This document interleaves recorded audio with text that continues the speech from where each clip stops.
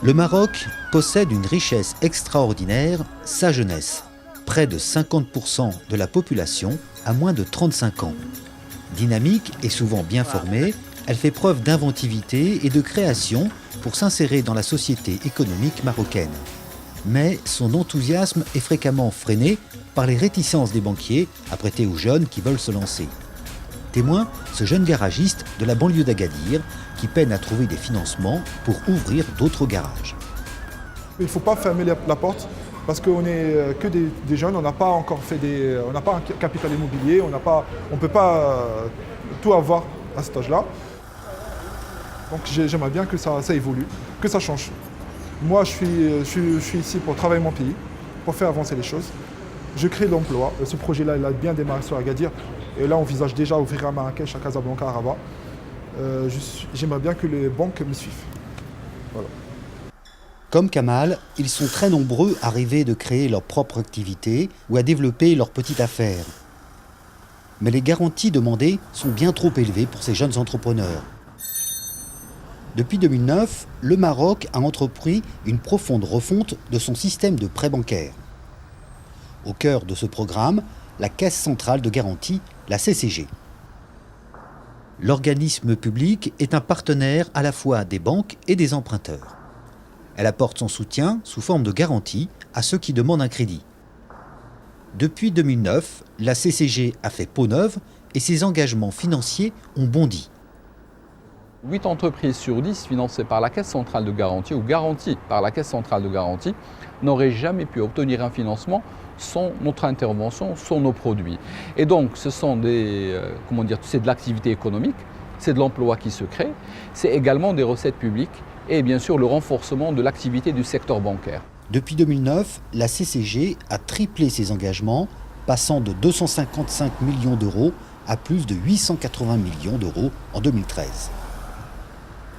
Les premiers bénéficiaires sont les populations les plus défavorisées, souvent de jeunes entrepreneurs. Ils sont frères et sœurs, tous les deux diplômés d'une école de commerce. En 2010, ils créent leur première enseigne de restauration. Mais, très vite, le développement de leur affaire se heurte au manque de financement.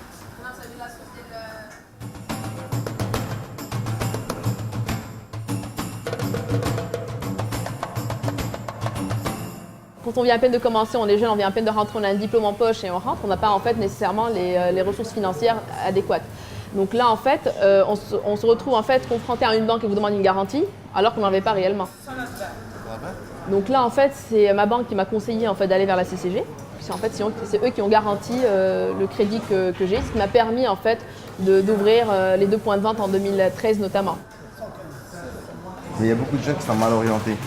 Il pouvait y avoir plus d'outils pour les jeunes, pour les orienter, à les aider, à les encourager afin de pouvoir créer leur entreprise et développer le pays aussi. Les jeunes ne sont pas les seuls concernés par cette facilité d'accès au crédit. Les familles aux revenus modestes et qui ne pouvaient acquérir un logement ont également reçu à titre individuel une garantie de soutien. La famille Osni El Hassania a emprunté 130 000 dirhams sur 19 ans.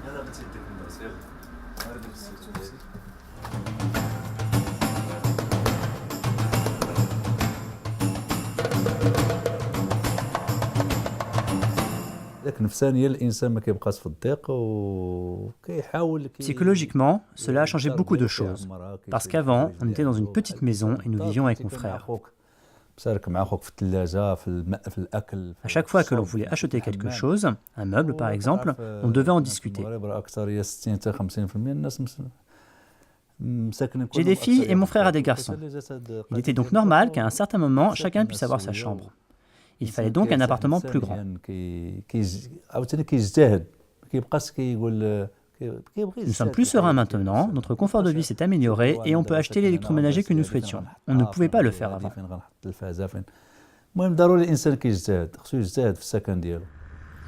Entre 2009 et 2013, près de 100 000 ménages marocains ont ainsi accédé au logement, renforçant du même coup le secteur du bâtiment du pays.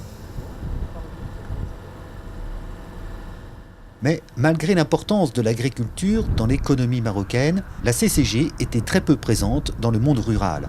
La création de nouvelles agences a également permis aux entrepreneurs de développer leurs activités. Cette entreprise de conditionnement produit près de 6 000 tonnes de légumes par an. En manque de terres agricoles, elle était obligée d'acheter une partie de ses produits.